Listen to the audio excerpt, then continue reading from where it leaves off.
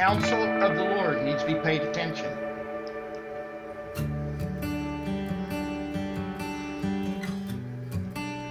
It needs to be paid attention to. And so as God's people, we need to be on our faces harder, faster than we have before. And that was a word he gave me earlier this week. He says, oh man, you want to keep up with me, you better put in some time. He said, it's the end of the age. You want to sleep through it? You want to be in it? And that's deep words. I know this is a super heavy message again, but this is where I've been. This is where God has showed me. And that's what he's really laying on stuff. And like I said, with Victor over there, I'm having to explain. And I don't like explaining to a bunch of weenies over here that we can't even do anything. And that we're held back by our churches. I'm not talking about this one. I'm talking about out there. You go in any of these places, you'll get shouted down, you'll get told off, you'll get. I've been thrown out many times. I've been chased to the parking lot. The other day I was on a website and I made a little simple comment, and it was supposed to be a Christian website. Holy cow, did the wolves come out. It's supposed to be Pentecostal people. Woo! Doggies, were they vicious. On a simple little thing. I won't even go into it.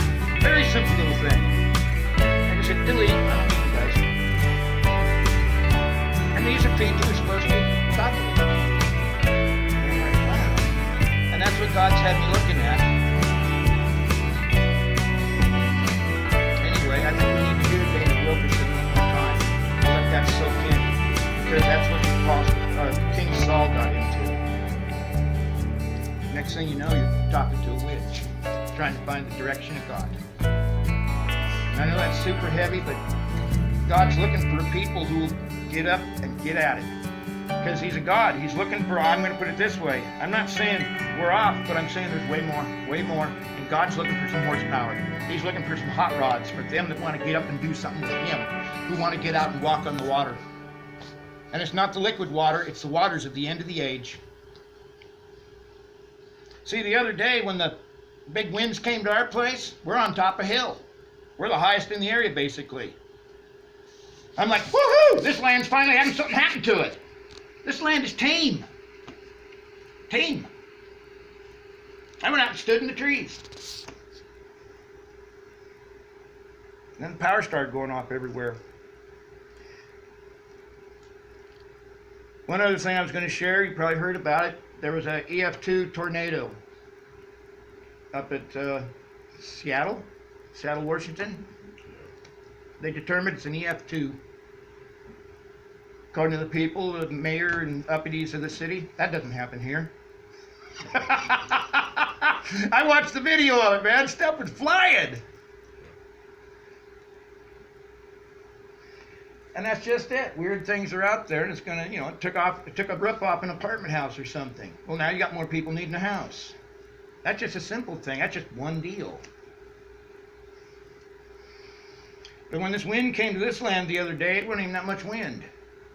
This land is tame. It doesn't do anything. I'm like, that's a windstorm? I mean, out in the desert, it was always...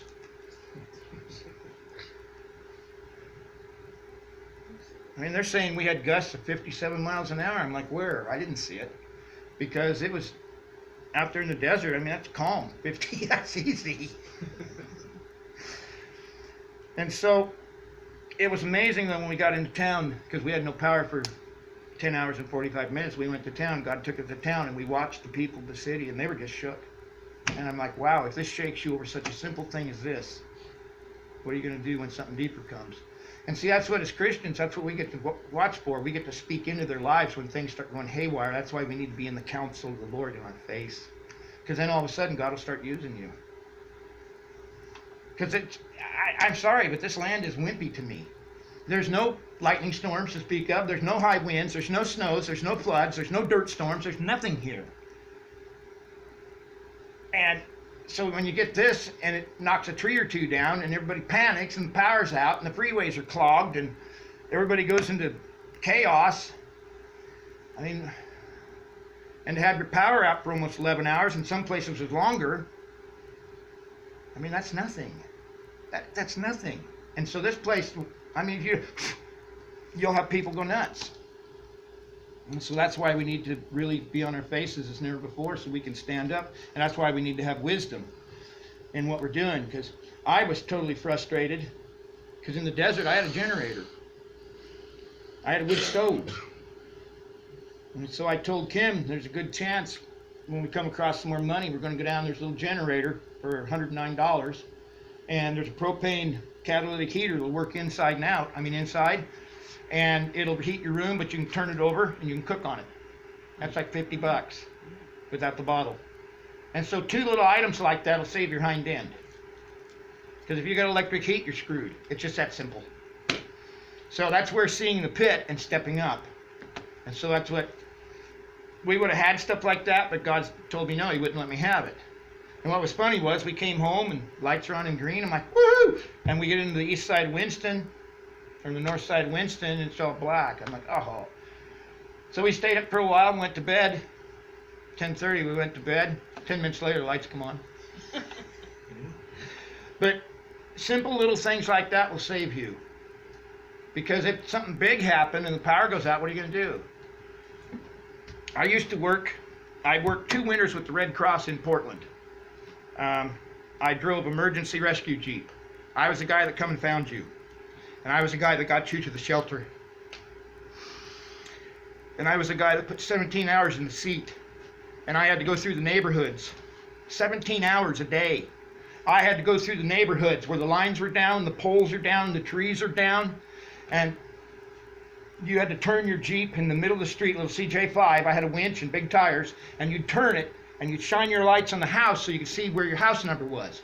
And those people have been out of power for 2-3 days in the winter, and snow in Portland is amazing. They don't know such things, and they were just paralyzed. And they thought me with a Jeep and then a ham radio, I was radio dispatch, not CB, it was a lot better solid communication. But you got to see some of this stuff firsthand. Then people were stinking cold, and they had no hope. They had no hope. I pulled up this one house. They had somehow called out, this is for cell phones. This is the winter of 79, 80, and 80, 81. I drove for the Red Cross in Portland. And it was deadly. If you didn't get out, you were going to freeze to death. You had no water, no electric, no power, no nothing, no heat, period. You're just done. And so you called, got to a phone or somehow, go out and start hiking, and you got a hold of somebody, and you got picked up and took to a shelter. And I picked up this black family. They were absolutely hilarious, as black people are. They were so funny, so wonderful. They were so thrilled to see somebody because they got cold, bad cold, and they didn't have anybody to help them. And I got dispatched. I went and found them. And I think we piled 5 people plus me. We had them stacked like wood in that little Jeep. And I said, there ain't much room. They said, we don't care. Take us. And then after running 4 days of 17 hours, I was exhausted. And I just got home, and I got another call. I've been putting 17 hours a day in the shelter, running for the shelter. You didn't go home. And I did get to go home, and I jumped in bed, and I'd only been in bed an hour and a half or something, and the phone went off. And I was living with my mom at that time. She got up at, 2 a.m. to answer the phone, and I come ripping out of my bedroom, about ran her over, she said. I remember nothing. I grabbed the phone out of her hand. I said, yes, what's up?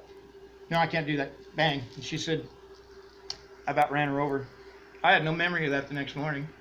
She says, who's on the phone? I said, what phone? Anyway, I had to go back into the shelter that day, and come to find out, the snow had turned to rain. Now you had water this deep, and the creeks are flooding, the bridges are washing out, and trees are down. It's all a gigantic mess, and so you're out there in a Jeep now in water, trying to pull people out.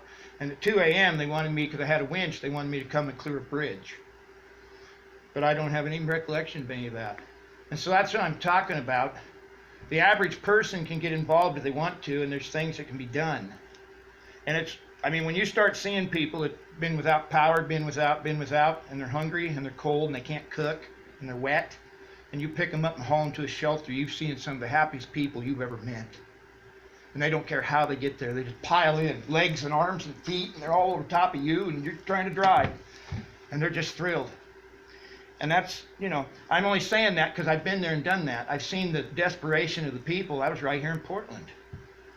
And so I'm like, this little deal that we had here Friday, I'm like, really? You guys are panicking over this? And so if something like that comes, or worse, it's going to be interesting. So anyway, that's all I've got to say. Thoughts? Anybody else?